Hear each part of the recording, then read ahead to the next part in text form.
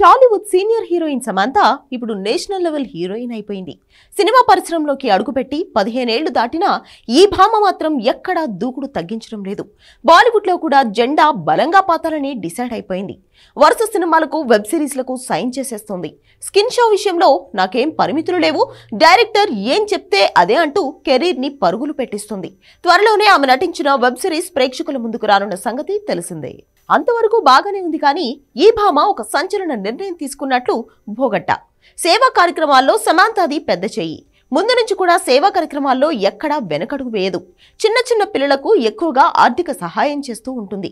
ఇప్పుడు ఏకంగా అందరినీ షాక్ కి గురి చేసే నిర్ణయం తీసుకుంది. తన ఆస్తుల్లో దాదాపుగా 60% 4 అనాథాశ్రమాలకు రాసేయాలని, వాటిపై వచ్చే ఆదాయం మొత్తం కూడా వారికే చెందే విధంగా రాయించాలని ఆమె భావిస్తున్నట్లు కథనాలు వస్తున్నాయి. ఇందుకోసం ఆమె ఒక చార్టర్డ్ అకౌంట్ తో చర్చలు జరుపుతున్నట్లు సినీ వర్గాలు అంటున్నాయి. కుటుంబ సభ్యులను కూడా ఇందుకోసం ఆమె ఒప్పించింది.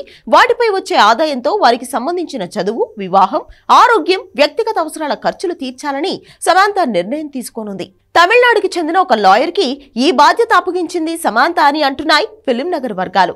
ఇది ఎలా ఉన్నా సమంత తీసుకున్న ఈ నిర్ణయం మాత్రం టాలీవుడ్డే కాదు, తమిళ సినిమా పరిశ్రమను కూడా షాక్ కు గురి చేస్తుంది. సమంత గట్స్ కు హ్యాట్స్ ఆఫ్ చెప్తున్నాయి సినీ వర్గాలు.